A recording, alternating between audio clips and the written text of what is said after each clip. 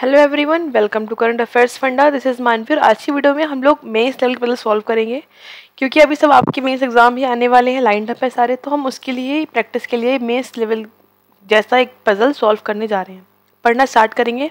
यहाँ पर इंग्लिश में लिखा हुआ है, इसके नेक्स्ट पेज पर यहाँ पर हिंदी में। अगर आप चाहें तो आराम से इस वीडियो को पॉज करके इस पजल को सॉल्व करने की कोशिश कर सकते हैं। स्टार्ट करते हैं पढ़ना। 6 पर्सन्स जिनके नाम दे रखे LKMNOPQ, they work in different अलग अलग कंपनी में काम करते हैं। Also each of them have experience different years, अलग अलग सालों का इनको एक्सपीरियंस है। मतलब ये पर्सन्स है और ये सब 4, 5, 7, 6, 9 और 1 ये सब एक्सपीरियंस दे रखे हैं, इनको इतने सालों का एक्सपीरियंस है। द कंपनीज आर, इन ये कंपनी के नाम दे रखे हैं हमको FDABE और C। ठीक है, ज़रूरी नहीं इसी क्रम में हो। Each person join the company different month, हर किसी ने एक कंपनी जो है वो अलग अलग महीने में ज्वाइन की है। वो मंथ के नेम दे रखे हैं जनवरी, फरवरी, मई, जून, नवंबर एंड दिसंबर। मतलब हमें यहाँ पर क्या क्या सेट करना है, पर्सन को सेट करना है। 6 पर्सन्स हैं, अलग अलग इनके ईयर्स है, एक्सपीरियंस ऑफ डिफरेंट ईयर्स, और कंपनीज हैं वो हमें सेट करनी है, और इन्होंने अलग अलग महीनों में ज्वाइनिंग दी है तो हमें वो सेट करना है। मतलब 1, 2, 3, 4 यहाँ पे 4 वेरिएबल पजल है ये, इसको हमें 4 चीज़ें यहाँ पर सेट करनी है। ठीक है, अब स्टार्ट करते हैं बनाना। सबसे पहले यहाँ तक हम पढ़ चुके हैं। अब सबसे पहले हम क्या करेंगे, यहाँ पे पर्सन बना लेते हैं। तो हमें क्योंकि एक चीज़ तो सेट करनी ही पड़ेगी, है ना। तो LKNOP और Q, ये हमने यहाँ पर 6 पर्सन को सेट कर लिया। ये सब क्या है, पर्सन्स है। उसके बाद हम लोग यहाँ पर कंपनी सेट कर लेंगे।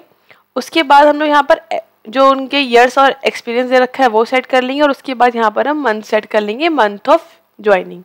इस तरह से हम चारों चीज़ें यहाँ पर इस टेबल में अपने सेट करते रहेंगे। ठीक है, अब फर्स्ट लाइन से पढ़ना स्टार्ट करेंगे, कंडीशन को नोट डाउन करेंगे। ठीक है, स्टार्ट करते हैं।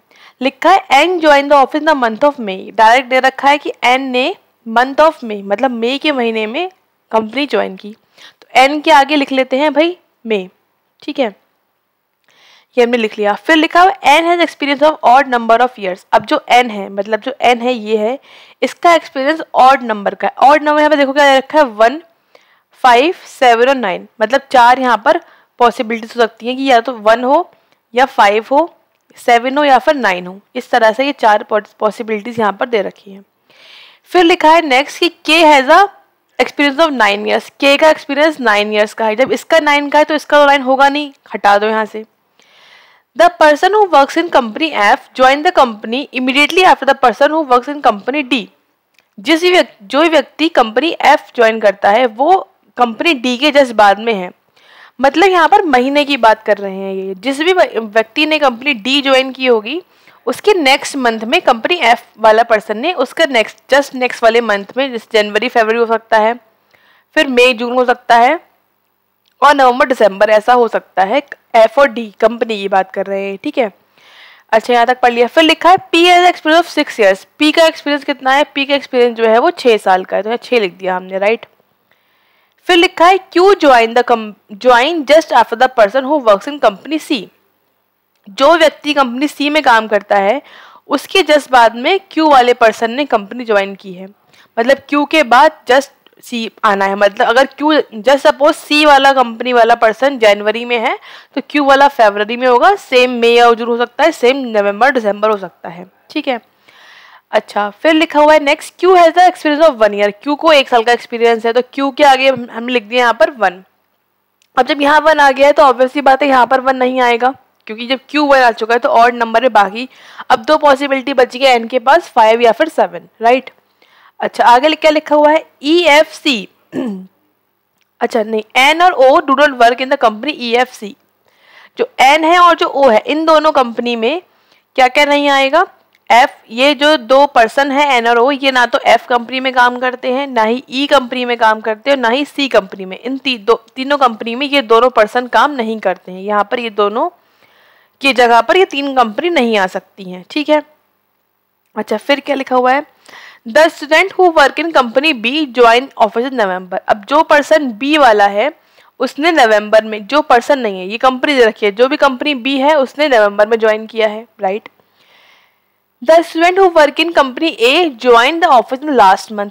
जिस भी पर्सन ने ए कंपनी ज्वाइन की है उसने लास्ट मंथ मतलब कि दिसंबर में ज्वाइन किया होगा, लास्ट मंथ तो वही है, दिसंबर में ज्वाइन किया होगा। And L join the company in the office the last month also as experience of even number of years. अब देखो इन्होंने बोल दिया कि एल ने लास्ट मंथ में किए हैं, तो ऑब्वियसली बात है कि ए यहाँ पर ही आएगा और लास्ट मंथ कौन सा आ गया, यहाँ पर दिसंबर आ गया, राइट। अच्छा यहाँ पे ये भी लिखा है कि इसका experience even number of year, even number कौन से, यहाँ पर 4 और 6 दो ही दो इवन नंबर्स हैं, 6 यहाँ पर आ चुका है, तो ऑब्वियसली बात है यहाँ पे क्या आएगा, फिर 4 आएगा, तो ये हमारा एल तो पूरा सेट हो गया। अच्छा फिर लिखा है neither the person who works in C company C nor the person who works in company E has experience of 9 years.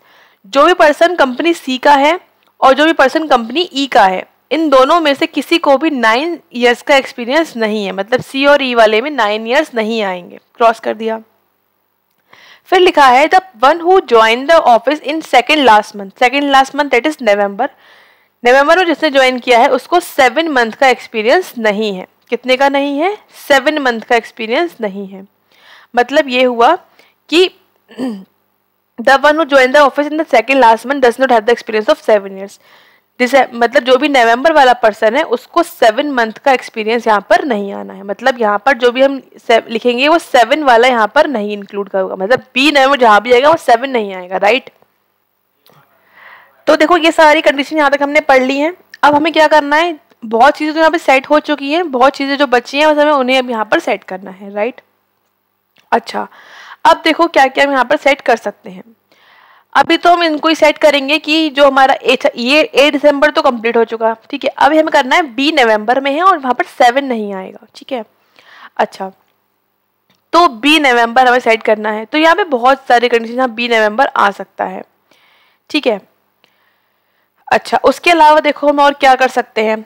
अब देखो हमको बोला गया है कि जो सी और ई कंपनी है, कंपनी ई और कंपनी सी, इन दोनों में 9 ईयर्स का एक्सपीरियंस नहीं है। इसका मतलब 9 का एक्सपीरियंस किसको है, के पर्सन को है। इसका मतलब सी और ई यहाँ पर भी नहीं आ पाएगा, सी और ई यहाँ पर भी नहीं आ पाएगा, सी और ई एन और ओ पर भी नहीं आ पाएगा। तो सी और ई कहाँ पर आएगा, सी और ई ऑब्वियसली बात है पी और क्यू पर ही सी या फिर ई आएगा।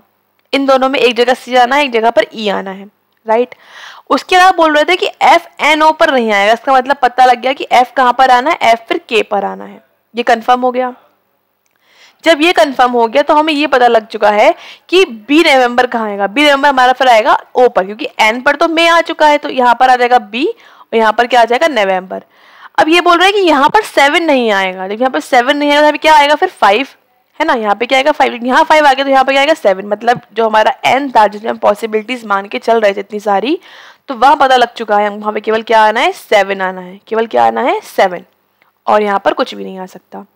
अब क्या बचा है कंपनीज में, देखो ए हो गई, एफ हो गई, डी बची है। तो डी कंपनी कहाँ आ गई, फिर यहाँ पर आ गई, राइट। तो ये भी हम सेट कर चुके, ये भी हम कर चुके। अच्छा अब देखो, अब मैंने आपको बताया कि डी कंपनी के बाद जस्ट एफ आना है। तो डी कंपनी ज्वाइन कब किया है, मई में किया है। मई के बाद कौन सा आएगा, जून, है ना, जून दे भी रखा है। तो एफ में कौन सा, एफ ने कब ज्वाइन किया है, जून में किया। तो ये बात कंफर्म हो गई, पता लग गया हमको कि ये डी और एफ वाला केस यहाँ पे कंप्लीट। डी के बाद जस्ट एफ ने किया है, तो डी ने कब किया है, मई में, उसके बाद किसने किया है, फिर एफ ने, दैट इज जून में किया है, राइट। अच्छा अब ये बोल रहे हैं, ये हमारा अब क्या बचा है, देखो जनवरी, हाँ बस ये बचा जनवरी फरवरी, बाकी तो सारे हो चुके। मई हो गया, जून हो गया, नवंबर दिसंबर हो गया। अब सी और क्यू हमारे लाइन से आने हैं, सी के बाद क्यू। देखो सी के बाद क्यू है, इसका मतलब ऑब्वियस है कि सी क्यू में तो पॉसिबल नहीं है हो पाना। इसका मतलब सी यहाँ पे तो नहीं होगा, सी यहाँ नहीं होगा तो सी कहाँ होगा, ऊपर होगा। इसका मतलब पता लग गया हमको। जब ऑब्वियसली बात है भाई, जब सी वाला बोला गया है कि सी वाला जो है उसके बाद क्यू वाला पर्सन आना है, सी कंपनी के बाद क्यू ने किया है, तो क्यू ने सी में तो नहीं किया होगा, तो ये हमारा पहले आ गया, ई बाद में आ गया। और सी के बाद क्यू वाले पर्सन ने ज्वाइन किया है, तो बचा क्या है, जनवरी और फरवरी। जनवरी आता है पहले, फरवरी आता है बाद में। ये ऊपर यहाँ पे सॉल्व। देखने में लग रहा था कितनी बड़ी है, बहुत मुश्किल है, मेंस में ऐसे ही पूछी जाती है, बड़ी सी लगती है, बट अगर हम बहुत ध्यान से कंडीशन को नोट डाउन करते हैं, उनको मर्ज करते हैं, एक दूसरे से कनेक्ट करते हुए यहाँ पे हम इसको एडजस्ट करेंगे, तो बहुत इजीली हम इसको सॉल्व कर सकते हैं।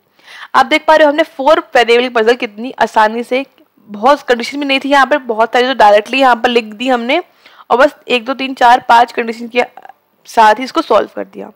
आ जाते हैं क्वेश्चंस पर। क्या दे रखा है हमको यहाँ पर क्वेश्चंस में, who among the following company works in company E, कौन ई में काम करता, ई में कौन काम करता है, ई में करता है क्यू, क्यू मीन्स ऑप्शन यहाँ पर हम 3 टिक कर देंगे, राइट। आंसर हमारा करेक्ट में चेक कर लेते हैं। एल क्या इस हो गया AFDBEC, राइट। फिर क्या है 497561, ठीक है। दिसंबर जून मई नवंबर, राइट, बिल्कुल करेक्ट हमारा आंसर है। फिर पूछा गया है कि सी, जो भी पर्सन सी में काम करता है उसने कंपनी कब ज्वाइन की है, सी वाले ने कब ज्वाइन की है भाई, जनवरी में की है, दैट इज ऑप्शन 3 यहाँ पर हम टिक कर देंगे। फिर बोल रहे हैं ओ को कितने महीने का कितने सालों का एक्सपीरियंस है, ओ को कितना एक्सपीरियंस है भाई 5 ईयर्स का, दैट इज ऑप्शन 3 यहाँ पर हम टिक कर देंगे। फिर बोल रहे हैं कौन से डेफिनेटली यहाँ पर करेक्ट है, P6 सी नवंबर नहीं, गलत हो गया।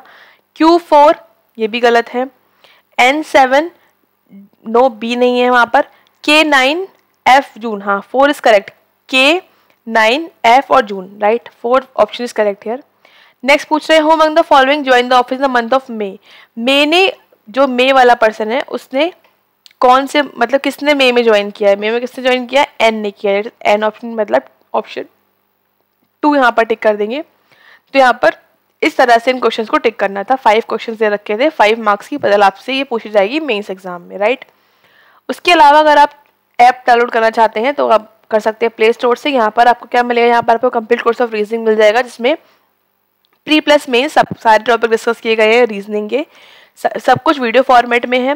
कॉन्सेप्ट टॉपिक वाइज पजल्स जो है वो बिल्कुल बेसिक से एडवांस लेवल तक की सॉल्व की गई है। बेसिक जो प्री में आती हैं, मॉडरेट जो पीओ प्री में आप बोल सकते हैं, क्लर्क मेंस में आ जाती हैं, और उसके अलावा मेंस की जो हाई लेवल की पजल्स हैं वो भी यहाँ पर सॉल्व की गई हैं, और बहुत सारे टाइप यहाँ पे क्वेश्चन सॉल्व किए गए हैं। तो ये आपको मिलेगा ऐप पर। ऐप डाउनलोड कहाँ से कर सकते हैं आप, प्ले स्टोर से। तो इस कंप्लीट रीजनिंग कोर्स को पढ़ने के लिए ऐप पर जाकर इसको जरूर चेकआउट करिए।